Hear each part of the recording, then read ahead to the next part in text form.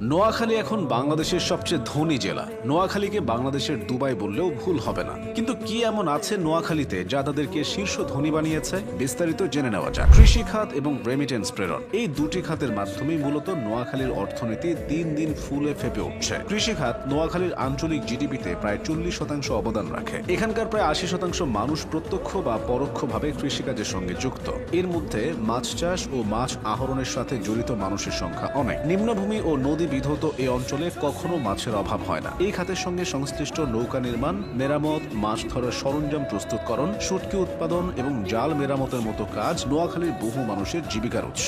কৃষি খাতে ফসল উৎপাদন বছরে একবার হলেও শীত মৌসুমে নোয়াখালীর দক্ষিণাঞ্চলের বিস্তীর্ণ চরভূমিতে নানা ধরনের শাকসবজি ও ফসলের চাষ হয়। এছাড়া চরাঞ্চল ও দ্বীপগুলোতে গবাদি পশু যেমন গরু, মহিষ, ছাগল, ভেড়া পালনও ব্যাপক লাভজনক। প্রবাসী আয় যে কোনো এলাকার আর্থসামাজিক উন্নয়নে বড় ভূমিকা রাখে। নোয়াখালী এই সুবিধাটা খুব ভালোভাবে নিয়েছে। বিদেশে যেতে হলে উল্লেখযোগ্য পরিমাণ অর্থ বিনিয়োগ করতে হয়। নোয়াখালীর মানুষ যত সহজে বিদেশে যাওয়ার জন্য অর্থ জোগাড় করতে পারেন, অন্য জেলার মানুষের পক্ষে তা জোগাড় করা কষ্টসাধ্য। কর্মসংস্থানের সন্ধানে নোয়াখালীর বিপুল সংখ্যক মানুষ মধ্যপ্রাচ্য, ইউরোপ ও অন্যান্য দেশে অভিবাসী হচ্ছেন। বিদেশে কর্মরত নোয়াখালীবাসীর পাঠানো রেমিটেন্স বাংলাদেশের অর্থনীতিতে ফুয়েল হিসেবে কাজ করছে। রেমিটেন্স প্রেরণের দিক থেকে নোয়াখালী দেশের শীর্ষস্থানীয় জেলাগুলোর মধ্যে অন্যতম।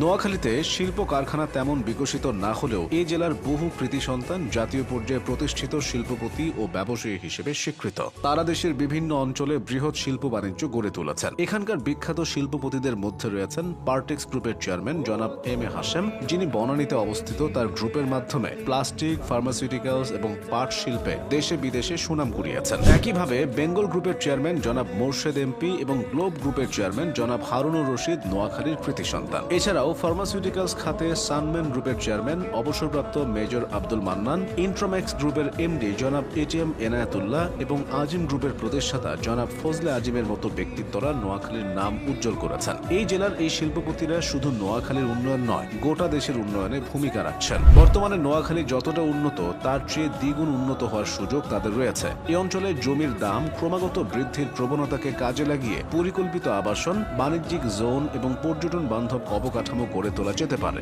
বিশেষ করে নিঝুম দ্বীপের মতো প্রাকৃতিক সম্পদকে ইকো ট্যুরিজমের কেন্দ্রবিন্দু হিসেবে গড়ে তোলা গেলে এটি জাতীয় ও আন্তর্জাতিক পর্যটকদের আকর্ষণের হটস্পটে পরিণত হতে পারে। এছাড়া ম্যানগ্রোভ বনায়ন ও ফ্লোটিং ফার্মিং এর মতো জলবায়ু সহিষ্ণু উদ্যোগ প্রাকৃতিক দুর্যোগ মোকাবিলায় সহায়ক হবে।